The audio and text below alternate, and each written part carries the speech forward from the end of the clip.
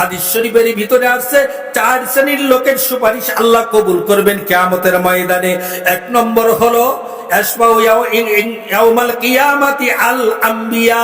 এক নম্বরে আম্বিয়া আলাইহিমুস সালাম তার গুনাহগার উম্মত ঈমানদার গুনাহগার উম্মতের পক্ষে সুপারিশ করবেন। দুই নম্বরে হলো সুলাহা, তিন নম্বরে সোহাদা, চার নম্বরে উলামা। তরতিবর এরকম প্রত্যেকরাই সুপারিশ করে মালিকের জান্নাতের মেহমান বাড়াইতে থাকবেন।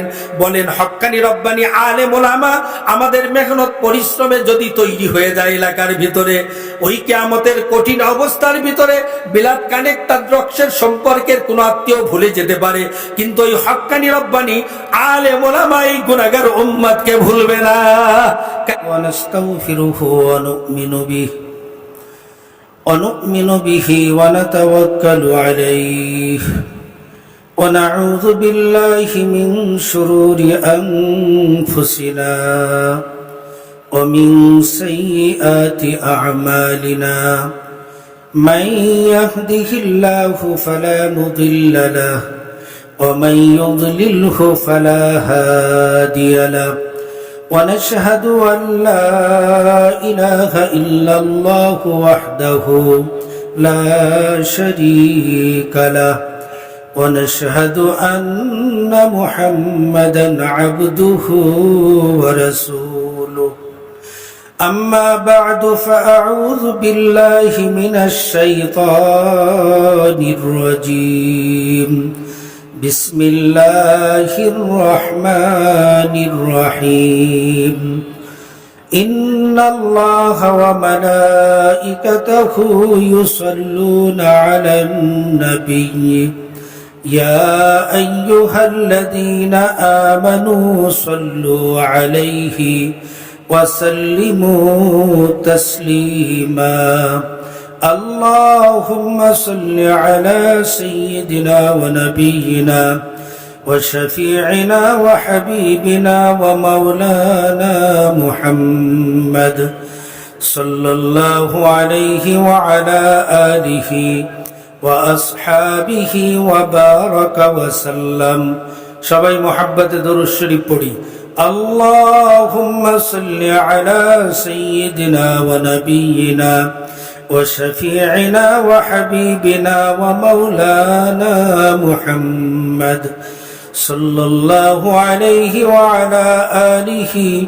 وأصحابه وبارك وسلم أعوذ بالله من الشيطان الرجيم بسم الله الرحمن الرحيم اقرأ باسم ربك الذي خلق خلق الإنسان من علق آمنت بالله صدق الله مولانا العظيم وصدق رسوله النبي الأمي الكريم ونحن على ذلك لمن الشاهدين والشاكرين ربنا تقبل منا إنك أنت السميع العليم وتب علينا إنك أنت التواب الرحيم الحمد لله জামিয়া কারিমিয়া কাশীনাথপুর কর্তৃক আয়োজিত আজকের এই বরকতপূর্ণ মাহফিলের প্রধান অতিথি রাহবারে মিল্লাত আধ্যাত্মিক জগতের সম্রাট আমিরুল মুজাহিদিন হযরত পীর সাহেব হুজুর চরমনাই, আমন্ত্রিত হযরতে উলামায়ে কেরাম, সামনে উপবিষ্ট জাকিরিন শাকিরিন মুহিব্বিন মুতাআল্লিকিন মুজাহিদিন ভাইরা, আল্লাহ সুবহানাহু ওয়া তাআলার শাহী দরবারে অগণিত শুকরিয়া আদায় করছি যেই মহান রব্বুল আলামিন আপনাদেরকে আমাদেরকে এই অতীব তাপদাহের ভিতর দিয়েও দিনের মহাব্বত, কোরআনের মহাব্বত, আল্লাহ ওয়ালা বান্দাদের পারস্পরিক মহাব্বত বুকে জায়গা দিয়ে এই মাহফিলে এসে বসার সুযোগ করে দিয়েছেন। এজন্য শুকরিয়া দান সবাই বলে আলহামদুলিল্লাহ। এই মজলিসের দাম, কদর, কিমাত, এর গুরুত্ব আর ফজিলত আমরা বারবার হযরত উলামায়ে কেরামের মুখে শুনছি। এক কথায় এই মজলিস আল্লাহ রসুলের পবিত্র মুখের ঘোষিত জান্নাতের বাগান। জান্নাতের বাগানে জান্নাতীরাই আসবে, এটাই তো স্বাভাবিক নাকি? যে সমস্ত ভাই বন্ধুরা দোকান পাটে কেনাকাটায় ব্যস্ত আছেন, এরকম কেনাকাটা করার মতো সুযোগ কাশীনাথপুরে আগামীকালও পাওয়া যাবে কিনা?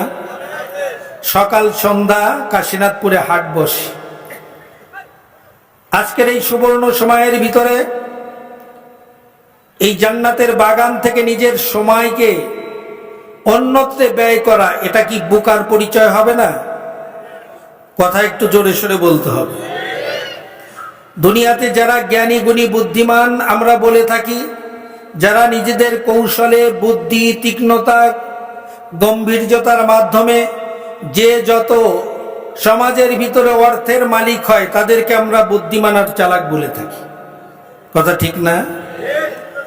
কিন্তু আখেরাতের ক্ষেত্রে দুনিয়াদাররা অনেকটাই বোকা, অনেকটাই। দুনিয়ার দিক থেকে আমরা চালাক বলি, যে অনেক কিছুর মালিক, লোকটা খুব চালাক চতুর, দেখো না এত এত কিছু করছে।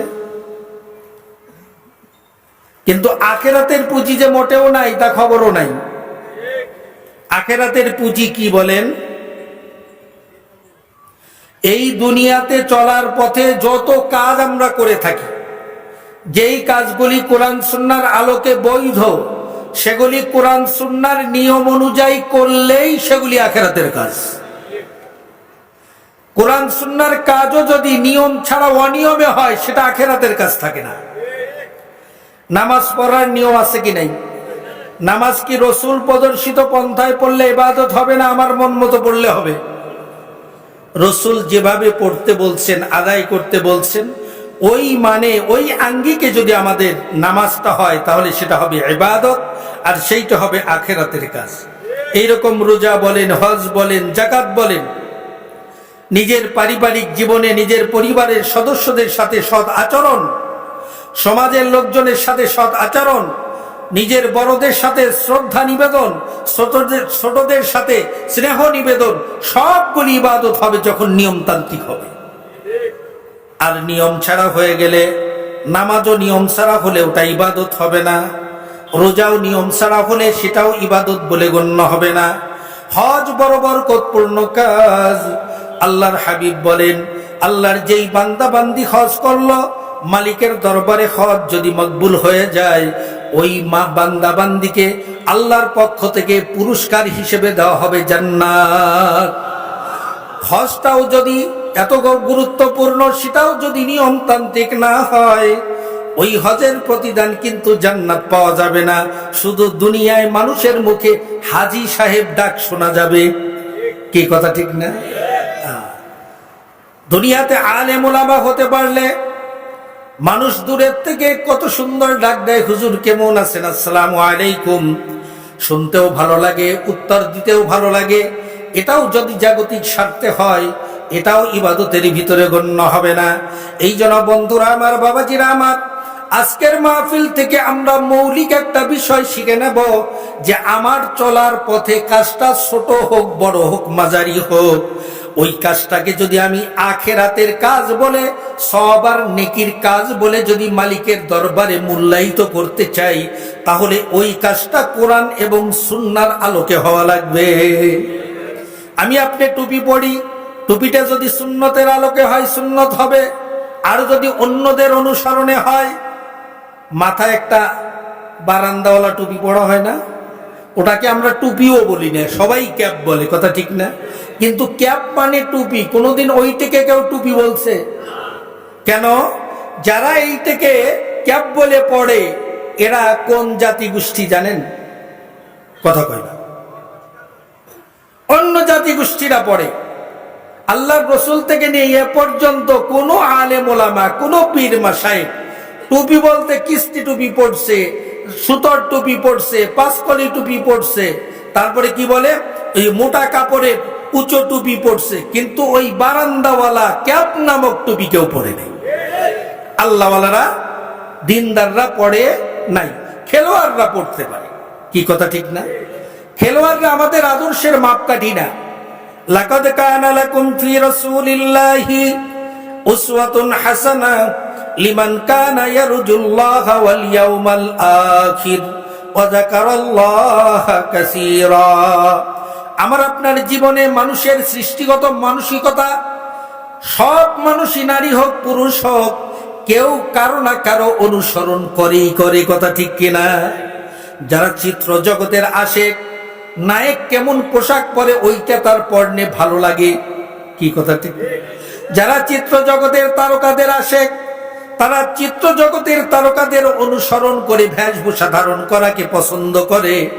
যারা খেলোয়াড়দের আশেক, খেলোয়াড়দের মতো পোশাক পরিচ্ছদ পরতে তাদের কাছে ভালো লাগে। এই সমাজের ভিতরে আরেকটা দল, আরেক শ্রেণীর লোক এমন আছে যাদেরকে খোঁজ করলে পাবেন পায়ের থেকে নিয়ে শুরু করে মাথার চুল পর্যন্ত আল্লাহর রাসূলের কেমন ছিল, সাহাবায়ে কিরামের কেমন ছিল, হুবাহু 16 আনা পালন করার জন্য তালাও পাগল পড়া আছে, কথা ঠিক কিনা? এই কোরআন সুন্নাহর পাগল পড়া আল্লাহর হাবিবের আশেক বানানোর জন্য একমাত্র কারখানা, সেটা হলো কওমি মাদ্রাসা, যেখানে 24 ঘন্টার ভিতরে 18 ঘন্টা কোরআন সুন্নাহর তালিমের সাথে সাথে আখলাকি তালিমও দেওয়া হয়, কথা ঠিক কিনা? আল্লাহর রাসূল কেমনে টুপি পরলেন, কেমনে চুল রাখলেন, কেমনে মুছ কাটলেন, কতটুকু দাড়ি রাখলেন, জুব্বাটা কেমন ছিল, পোশাকটা কেমন ছিল, মাথার পাগড়ি কেমন হওয়া চাই, পরনের লুঙ্গি পাজামা ট্রাউজারটা কেমন হওয়া চাই, পায়ের জুতা স্যান্ডেল শুটা কেমন হওয়া চাই, পরবে তো কোন পা আগে পরবে, খুলবে তো কোন পা আগে খুলবে, সব নিদর্শন আল্লাহর রাসূলের 23 বছর জীবনীতে পাওয়া যায়। আর এই 23 বছরের প্রতিচ্ছবি হলেন সাহাবায়ে কেরাম। ওই সাহাবায়ে কেরামের ব্যাপারে আল্লাহর হাবিব বলেন, আসহাবি কান নুজুম ফাবিআইয়িহিম ইক্তাদাইতুম ইহতাদাইতুম। ও দুনিয়ার মানুষ, আমি নবী আমার সাহাবায়ে কিরামদেরকে নক্ষত্র তুল্য করে রেখে গেলাম। ওই আকাশের নক্ষত্র নাবিকরা দেখে দেখে তার কুল কিনারার স্তর আর ঠিকানা বেছে নেয়। তোমরাও যদি আমার সাহাবীদেরকে সঠিকভাবে অনুসরণ করতে পারো, তোমরাও তোমাদের গন্তব্য জান্নাতে পৌঁছে যেতে পারবা। এই সাহাবায়ে কিরামের নমুনায় জীবনটা গড়ার কারখানা কওমি মাদ্রাসা, বলেন আলহামদুলিল্লাহ। আপনারা শুনে খুশি হবেন, আল্লাহর মেঘের বাড়িতে আপনাদের এই কাশীনাথপুর কলেজ মাঠেরই উত্তর পাশে, কেন্দ্রীয় গোরস্থানের পশ্চিম পাশে জামিয়া কারিমিয়া নামক একটা মাদ্রাসা প্রতিষ্ঠিত হয়েছে, বলেন না আলহামদুলিল্লাহ। প্রত্যেক বছরই আল্লাহর মেঘের বাণী 5 জন 7 জন করে হাফেজ হওয়া শুরু হয়ে গেছে। তারা বোর্ডে পরীক্ষা দিয়ে বিভিন্ন ধরনের ভালো রেজাল্টের অধিকারী হয়েছে। এটা আমাদের জন্য সুসংবাদ কিনা? অনেক রিক্সা চালক, ভ্যান চালক, দিনমজুর, খেটে খাওয়া মানুষরা এই সমস্ত প্রতিষ্ঠানের দিকে লক্ষ্য রেখে তাদের ঘাম ঝরানো পয়সা অর্জন করা তার একটা অংশই প্রতিষ্ঠানগুলিতে দিয়ে থাকে। কেন দিয়ে থাকে? বলে এই দুনিয়াতে তো কষ্টের জীবন, গায়ে খাটা লাগে, ভ্যান চালানো লাগে। এই প্রচন্ড রোদের ভিতরে বছরে এমন তাপদাহ 42, 43, 45 পর্যন্ত বাংলাদেশের তাপমাত্রা বেড়েছে। এর ভিতরেও এক শ্রেণীর আমাদের ভাই বন্ধুরা আছে, তারা খোলা আকাশের নিচে মাঠে ঘাটে কাজ করে, তাও তারা কোরআনী মাদ্রাসাকে পছন্দ করে। ওই কষ্টার্জিত পয়সা এই মাদ্রাসাগুলিতে ব্যয় করে। কেন ব্যয় করে? বলে দুনিয়াতে তো এই রোদে পড়লাম, আবার এই অভাবের কষ্ট করলাম, চিরতরে চক্ষু বন্ধের পরেও যদি কষ্টে কাটানো লাগে, এর সে বুকামি আর নির্বুদ্ধিতা হতে পারে না। এই জন্য দুনিয়াতে একভাবে না একভাবে জীবন কেটে যাবে। ওই চক্ষু বন্ধ হওয়ার পরে অফুরন্ত জীবন আখেরাত, ওই আখেরাতে যেন কষ্টের মুখ না দেখা লাগে। কোরআন হাদিসের আলোকে শুনছি একজন হাফেজে কোরআন, সে যদি এই প্রতিষ্ঠানগুলি থেকে হয়, হক্কানি হাফেজ হবে, আলেম হবে, মুফতি হবে, মুহাদ্দিস হবে। এরা যখন কিয়ামতের ময়দানে মালিকের পক্ষ থেকে কোরআনের খাতিরে জান্নাতের পারমিশন পেয়ে যাবে, এরাও এই সমস্ত বান্দা বান্দির কথা তখন ভুলবে না। আল্লাহর পক্ষ থেকে ওই হক্কানি রব্বানি আলেম ওলামাদের ভিতরে এই সমস্ত খেটে খাওয়া মানুষদের কথা আল্লাহ মনে করাইয়া দিবেন। তখন ওই আলেম ওলামারা খোঁজ করতে থাকবে কিয়ামতের ময়দানে। মুসলিম শরীফের রিওয়ায়াতের ভিতরে আসছে, আল্লাহ রাব্বুল আলামিন জাহান্নামীদেরকে দুই কাতারে দাঁড় করে দিবেন, আর মাঝখান দিয়ে জান্নাতি মেহমানদেরকে বলবে তোমরা এই মাঝখান দিয়ে জান্নাতের দিকে যাও। আল্লাহ বান্দাকে মাফ করার জন্য কৌশল অবলম্বন করবে। যখন ওই পাপাচারদের ভিতর দিয়ে জান্নাতি মেহমানগুলি জান্নাতের দিকে রওনা করবে, দুই দিকে যখন নজর পড়বে মাঝে মাঝেই পরিচিত চেহারাগুলি সামনে পড়ে যাবে। এ তো অমুক সাহেব, সে তো আমাদের মাদ্রাসার একজন ডনার ছিল। এ তো অমুক সাহেব, সে তো এতিমখানায় দান করত, মাদ্রাসায় নির্মাণ কাজে সহযোগিতা করছে। এইরকম যে যে সেক্টরে দ্বীনি খেদমতের সাথে জড়িত ছিল তাদের নজরের সামনে সেই খেদমতগুলি ভেসে উঠবে। তখন তাদের হাত ধরে মালিকের দরবারে ফরিয়াদ জানাবে, মালিক আজকে তুমি যে এই কোরআনের খাতিরে আমার মতো নরধমকে জান্নাতের মেহমান বলে ঘোষণা করছো, আমি এই মানের মেহমান হতে পারতাম না যদি এই সমস্ত লোকগুলির মেহনত পরিশ্রমের টাকা দিয়ে প্রতিষ্ঠান না হতো। আমার তো কোরআন শরীফ কেনার পয়সা ছিল না, কিতাবাদি কেনার পয়সা ছিল না। এদের অনুদানের মাধ্যমে কোরআন পেলাম, কিতাব পেলাম, হাদিস পেলাম, তাফসীর পেলাম।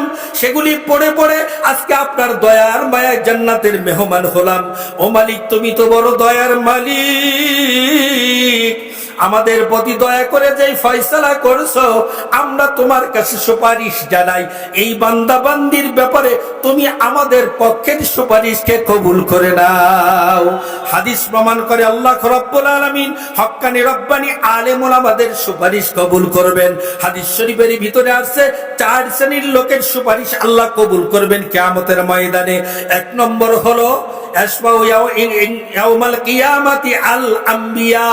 1 নম্বরে আম্বিয়া আলাইহিমুস সালাম তার গুনাহগার উম্মত, ঈমানদার গুনাহগার উম্মতের পক্ষে সুপারিশ করবেন। 2 নম্বরে হলো সুলাহা, 3 নম্বরে শুহাদা, 4 নম্বরে উলামা। তরতিবর এরকম প্রত্যেকরাই সুপারিশ করে মালিকের জান্নাতের মেহমান বাড়াইতে থাকবেন। বলেন হক্কানি রব্বানি আলেম ওলামা আমাদের মেহনত পরিশ্রমে যদি তৈরি হয়ে যায় এলাকার ভিতরে, ওই কিয়ামতের কঠিন অবস্থার ভিতরে বিলাদ কানেক্টার রক্সের সম্পর্কের কোন আত্মীয় ভুলে যেতে পারে, কিন্তু ওই হক্কানি রব্বানি আলেম ওলামা এই গুনাহগার উম্মতকে ভুলবে না। কারণ হলো উলামায়ে কেরাম নবী রাসূলদের ওয়ারিস, আল উলামা ওয়ারাসাতুল আম্বিয়া। এই বিরাসাত, এই উত্তরাধিকারিত্বের ক্ষমতা বলে আল্লাহ রাব্বুল আলামিনের দরবারে তারা সুপারিশ করতে পারবে। আমরা কি চাই না যে এই প্রতিষ্ঠানগুলিতে আমাদের পক্ষে সুপারিশকারক হাজার হাজার তৈরি হোক? কারা কারা চান? আল্লাহু আকবার, আলহামদুলিল্লাহ, আলহামদুলিল্লাহ। হাত নামান। এবছরও 7টা ছেলেকে পাগড়ি পরানো হবে। আমাদের শ্রদ্ধাভাজন শায়েখ, আমাদের প্রাণপ্রিয় শায়েখের হাতে 7টা ছেলেকে আজকে পাগড়ি পরানো হবে। খুশি লাগে না? কি বলেন? গরিব গরিব ঘরে হাফেজ হয়। ও ধনী ভাই বাবাজিরা, আপনার ঘরেও একজন হাফেজ হোক, এটা চান না? মনে করেন বড় অফিসার হলো আমি ধন্য, বড় একজন ব্যারিস্টার হলো আমি ধন্য। হ্যাঁ, দিন মেনে চললে ভালো কথা, কিন্তু বলেন কিয়ামতের ময়দানে কয়জন সচিব, কয়জন অফিসার, কয়জন মেম্বার, কয়জন চেয়ারম্যান, কয়জন মিনিস্টার সুপারিশ করবে আল্লাহর কাছে নিজের উম্মতের জন্য? বলেন, কোন হাদিস কোরআনের আলোকে কারো কাছে শুনছেন? যারা ওই সমস্ত পদ পদবি নিয়ে আছেন তাদের কাছেও কি শুনছেন কোনোদিন? তারাও বলতে পারে নাই। তাহলে যাদের সুপারিশ আমাদের প্রয়োজন হবে তাদের লালন পালনের দরকার আছে কি নাই? জোরে বলেন, আছে কি নাই? আল্লাহ রসুলের ছোটবেলার ঘটনা, বাইতুল্লাহর ছায়ায় একটা ছোট জল চকি বলে থাকি আমরা। অনেক ধনী বাড়ির বারান্দায় জল চকি থাকে, গরিবরা জল চকি আর পাঠাতুন চোখে দেখে না। কি কথা ঠিক? বাইতুল্লাহর মুতাওয়াল্লি ছিলেন আল্লাহ রসুলের দাদা আব্দুল মুত্তালিব। যখন রোদ পড়ে আসতো অত গরমের ভিতরে, রোদ পড়লে ওই ছায়া তলে মুতাওয়াল্লি পদাধিকার বলে বসতো। আল্লাহ রসুলের কনিষ্ঠ চাচা, ছোট চাচা আব্বাস রাদিয়াল্লাহু তাআলা আনহু, আল্লাহ রসুলের প্রায় সমসাময়িক বয়স্ক। আল্লাহ রসুলের ওই বয়সে মাও ছিল না, বাবাও ছিল না। আল্লাহ রসুলের দাদা যখন ওই জল চকিতে বসতো মুতাওয়াল্লি হিসেবে, রসুল দাদার কোলের ভিতরে বসতেন, দাদার আদর নেওয়ার জন্য, সোহাগ নেওয়ার জন্য। ছোট ছেলে আব্বাস সেও আবার আরেক পাশ দিয়ে কোলে বসতো। বাবার কোলের নাতিকে বসা দেখে ভাতিজাকে ঠেলা দিয়ে কোলের থেকে নামানোর চেষ্টা করত। ওই সময় আব্দুল মুত্তালিব বলে, আব্বাস, আমার নাতি মোহাম্মদ বাবাকে দেখে নাই। মাটাও 6 বছর বয়সে দুনিয়ার থেকে বিদায় হয়ে গেছে। মোহাম্মদ আমার এতিম নাতি। আমি যতদিন বেঁচে থাকি তোমাদের অনেক আদর সোহাগ দিয়েছি। আমার কোলে যখন মোহাম্মদ আসে, খবরদার আমার কোলে থেকে তাকে নামাইয়া দিও না। ওর মনটা কেঁপে ওঠে, ওর মনে বড় ব্যথা লাগে। আজকে যদি বাবা থাকতো, বাবার কোলে বসতাম, বাবার আদর সোহাগ নিয়ে বড় হতাম। এই কথা আমার নাতির মনে পড়লে ওর মনের ব্যথা আল্লাহ ছাড়া, এই কাবার মালিক ছাড়া কেউ বুঝতে পারবে না। এই জন্য আব্বাস, এর পরের থেকে কোনোদিন মোহাম্মদ আমার কোলে বসলে তুমি সরাইয়ে দিও না। আল্লাহ রসুলের এই অনুভূতি ছোটবেলার থেকেই বাড়তে থাকে যে আমি এতিম দেখে দাদার কাছে আদর, প্রতিবেশীর কাছে আদর, সবাই আমাকে এতিম মোহাম্মদ বলে আদর করে। আল্লাহ রসুলও বড় হয়ে উঠলেন, তার মনের ভিতরেও এতিমের প্রতি আল্লাহ তাআলা মায়া ঢুকাইয়া দিলেন। কেমন মায়া ছিল, যেই মায়া ব্যক্ত করার মতো ভাষা আমি আব্দুল মতিনের নাই। মাঝে মাঝে ওই আঙ্গিকে কিছু ধনট্টবান মানুষ পাওয়া যায়, বিভিন্ন অনুষ্ঠান, বিভিন্ন দিবসে ফোন করে জিজ্ঞাসা করে, হুজুর আজকে তো অমুক দিবস চলে, বিরিয়ানির সমাহার, বিভিন্ন জায়গায় বিভিন্ন ধরনের দামি দামি খাবার তৈরি হচ্ছে। আপনার মাদ্রাসায় কয়জন ছাত্র আছে, কয়জন শিক্ষক আছে, কতজনের খাবার পাক হয়? বলে কি ব্যাপারে কথা জিজ্ঞেস করেন কেন? বলে আমার মনটাও কেঁদে ওঠে। আজকে এই ছোট ছোট বাচ্চাদের দূরের থেকে নাকে যখন সুষম খাবারের ঘ্রাণ যাবে, যেই সমস্ত বাচ্চারা জীবনে কোনোদিন বিরিয়ানি খেতেও পারবে না, সেই তৌফিক তাদের নাই। আর এই ঘ্রাণ, এই পাকের ঘ্রাণ তাদের নাকে গেলে ওদের মনের ভিতর থেকে ছটপট করে ওঠে। এই জন্য আমার মনটা চায় ওদের ছটপটানি দূর করার জন্য আজকের এই দিবসে ওদেরকেও আমি বিরিয়ানি খাওয়াবো। ওদের প্রতি আমি এই দয়ার মাধ্যমে আমি আমার আসমানের মালিকের দয়া পেতে চাই। আমি গুনাহগার, এই এতটুক কাজের ওসিলায় আল্লাহ যেন আমাকে মাফ করে দেয়। এরকম আল্লাহর বান্দা দুনিয়াতে একজন দুইজন না, আমরা মাদ্রাসার সাথে সম্পৃক্ত অনেক অনেক এরকম বান্দা বান্দি পাওয়া যায়। গোপনে ফোন করে কারো কাছে প্রকাশ করবেন না। আমরা ছাত্রদের মেহমানদারি করাবো, পেতে চাই তো প্রতিদান আল্লাহর কাছে পেতে চাই।